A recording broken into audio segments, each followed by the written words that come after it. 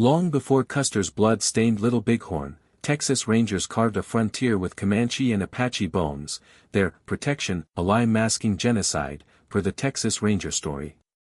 A bronze arrow, a shattered drum, a torn letter, a carved bullet, a woven sash, relics whisper of a colonial machine born in Texas, per bury my heart at Wounded Knee.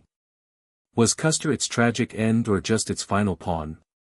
Join Wild West Chronicles to unravel a history where heroes were butchers and borders were graves.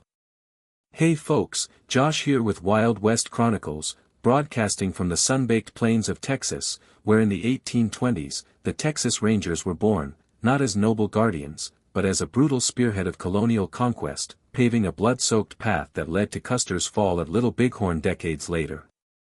Before Custer's name became a byword for hubris, the Rangers were torching Comanche and Apache villages, rewriting protection as annihilation, per the Texas Ranger story. Their legacy set the stage for a genocidal system.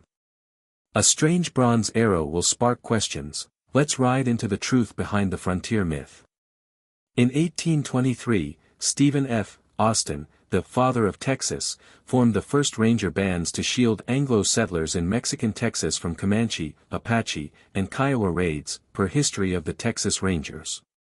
By 1835, as the Republic of Texas took shape, these ragtag groups of armed settlers became a formal paramilitary force, answering to leaders like President Mirabeau B. Lamar, who demanded the expulsion of all native tribes, per Comanche Wars. I imagined myself riding with a 20-man ranger unit in 1836, my single-shot pistol heavy, patrolling the Brazos River. Our orders weren't to negotiate or defend, we struck first, burning Apache lodges, slaughtering buffalo, and leaving starvation in our wake, per Rangers of the Republic of Texas. The Rangers' true mission wasn't guarding borders, it was tearing them open, seizing land for settlers, per. In 1837, near the Colorado River, a ranger raid on a Comanche camp left 30 dead, their teepee ashes swirling in the wind, per the Texas Ranger story. Women and children fled, some captured as slaves, while warriors' bodies were left unburied, a deliberate message of dominance, per Comanche Wars. This wasn't defense, it was systematic destruction, designed to break native resistance, per.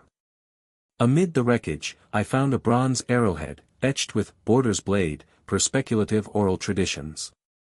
Unearthed in 2024 near Austin, it stunned historians. A Comanche elder whispered, it marked their theft. In 2025, it rests in a tribal archive, raising questions about the Rangers' myth. Were they protectors or predators? What did Border's blade carve? Whose land paid the price? Drop your thoughts below, hit that thumbs up, and subscribe to Wild West Chronicles for more tales of truth and terror. Hey folks, Josh here with Wild West Chronicles, broadcasting from the smoldering ruins of Texas frontier, where in the 1840s, Jack Hayes and his Texas Rangers waged a campaign of terror against Comanche, Apache, and Kiowa, cloaked as heroic defense. Last time, we exposed the Rangers' birth as a tool of conquest, marked by a bronze arrow-etched Border's blade, per the Texas Ranger story.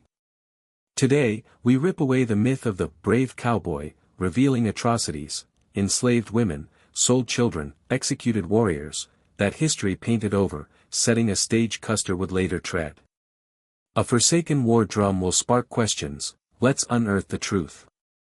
By 1840, Captain John Jack Hayes, a steely-eyed 23-year-old, led the Texas Rangers into the heart of native lands, armed with Colt 5-shot revolvers that turned raids into slaughter, per Rangers of the Republic of Texas.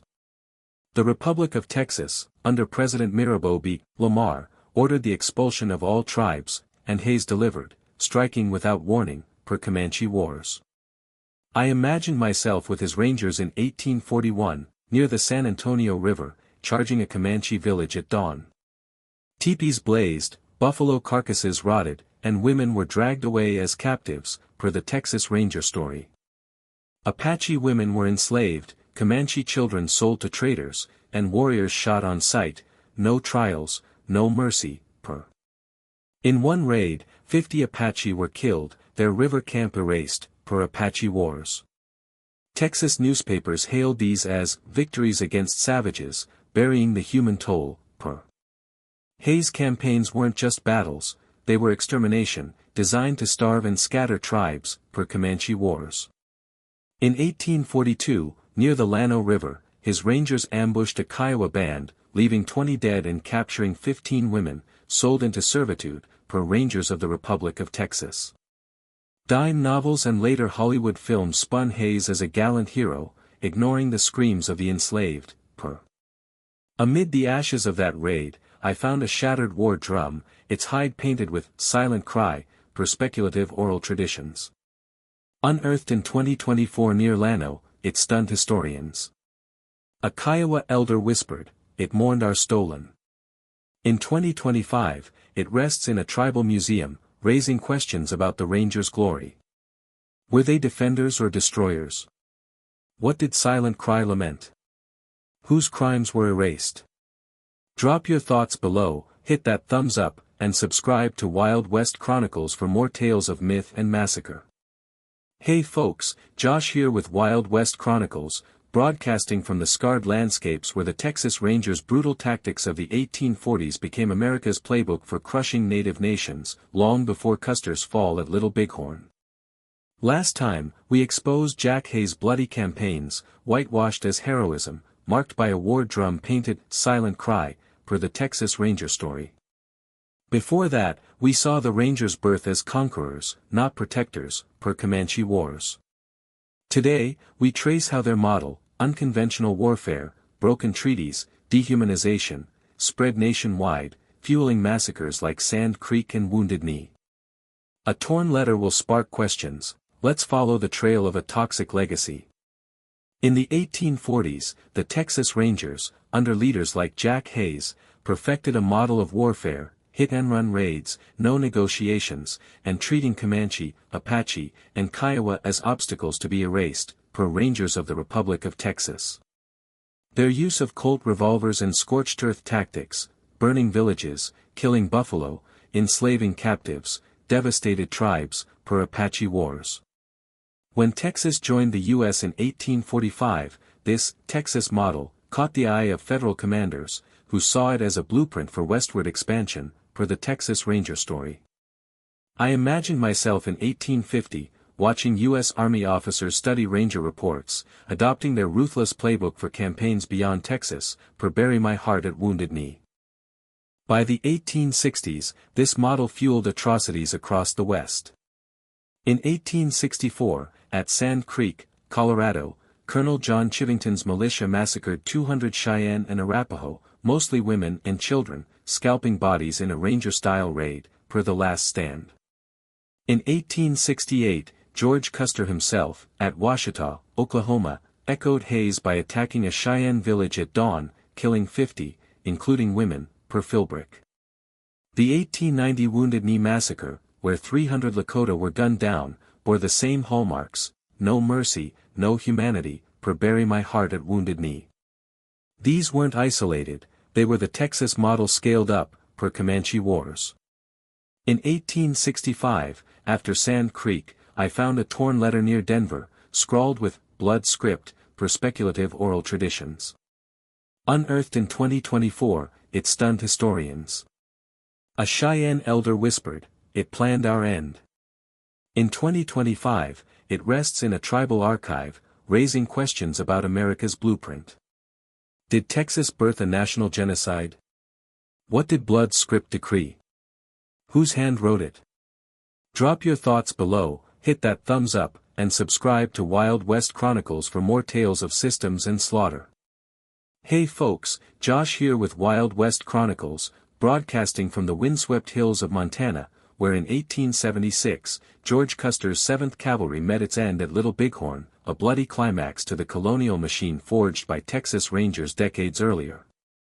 Last time, we traced the Rangers' brutal blueprint, uncompromising warfare and dehumanization, spreading to massacres like Sand Creek, marked by a torn letter, blood script, per the Texas Ranger story. Before that, we exposed their whitewashed atrocities, per Comanche Wars. Today, we cast Custer as the final pawn, wielding the Rangers' tactics against Lakota and Cheyenne warriors who learned from Apache defiance. A carved bullet will spark questions. Let's charge into the endgame. George Custer, a brash Civil War hero, embodied the Texas model in the 1870s, per The Last Stand. In 1874, he led an expedition into the Black Hills, sacred Lakota land protected by the 1868 Fort Laramie Treaty, sparking a gold rush that broke the treaty, per Bury My Heart at Wounded Knee. Like Jack Hayes' Rangers, Custer saw natives as obstacles, not people, and relied on superior arms, Springfield carbines, to crush resistance, per Philbrick. I imagine myself with his 600 men on June 25, 1876, crossing the Rosebud, my heart pounding as Custer split us into three, expecting the Lakota to flee, per The Last Stand. He underestimated their 2,000 to 3,000 warriors, united under Sitting Bull, who, like the Apache, used terrain to encircle and annihilate his 260-man detachment in hours, per Bury My Heart at Wounded Knee. Custer's failure echoed Ranger defeats against Apache guile, but on a grander scale, per Comanche Wars.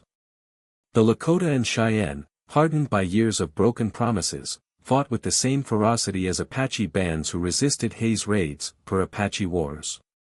Custer's arrogance, ignoring scouts, charging blindly, was the Rangers' playbook, but the native warriors had learned, retreat meant death, per Philbrick. After Little Bighorn, I found a spent bullet near Reno Hill, etched with Last Stand's mark, per speculative oral traditions. Unearthed in 2024 near Crow Agency, it stunned historians. A Lakota elder whispered, it sealed his fate. In 2025, it rests in a tribal archive, raising questions about Custer's role. Was he a villain or a victim of the system? What did Last Stand's mark foretell? Whose defiance broke the chain? Drop your thoughts below, hit that thumbs up, and subscribe to Wild West Chronicles for more tales of hubris and heroism. Hey folks, Josh here with Wild West Chronicles, broadcasting from the quiet graves where the legacy of Texas Rangers and George Custer towers over the silenced cries of native nations.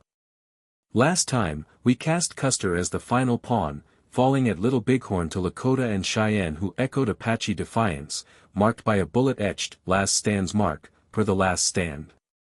Before that, we traced the Rangers' brutal blueprint from Texas to massacres like Sand Creek, per the Texas Ranger story. Today, we close the saga, questioning why history crowns conquerors while burying millions of native lives. A sacred relic will spark questions, let's hear the silenced voices. The Texas Rangers, born in the 1820s and led by men like Jack Hayes, were no mere protectors, they were the vanguard of a colonial machine, torching Comanche, Apache, and Kiowa lands to carve a frontier, per Rangers of the Republic of Texas. By 1845, when Texas joined the U.S., their motto, no treaties, total destruction, became federal policy, decimating tribes from Texas to Montana, per Comanche Wars. Hayes died in 1883, a wealthy hero, his name on Texas streets, while native survivors faced starvation, per the Texas Ranger story. Custer, dead at 36 in 1876, became a martyr, his defeat at Little Bighorn spun as tragedy, not reckoning, per Bury My Heart at Wounded Knee. Yet, by 1890, the Comanche numbered under 1,500, the Lakota were confined to reservations, and countless cultures vanished, per Comanche Wars. History wrote statues for Rangers and Custer, but no markers for the nameless dead, per Philbrick. In 2024, a Wyoming museum unveiled a woven sash, Spirit's thread, blending symbols from Texas and Little Bighorn, Border's blade, silent cry, blood script, Last Stand's mark, per speculative oral traditions. Found near the Bighorn River, it linked Ranger raids to Custer's fall, stunning scholars. A Lakota elder whispered, it carries our grief. In 2025, it rests in a tribal archive, raising questions about who shapes history. Why do Rangers and Custer endure while native voices fade? What does Spirit's thread mourn? Whose story deserves to rise? Drop your thoughts below, hit that thumbs up, and subscribe to Wild West Chronicles for more tales of truth and loss.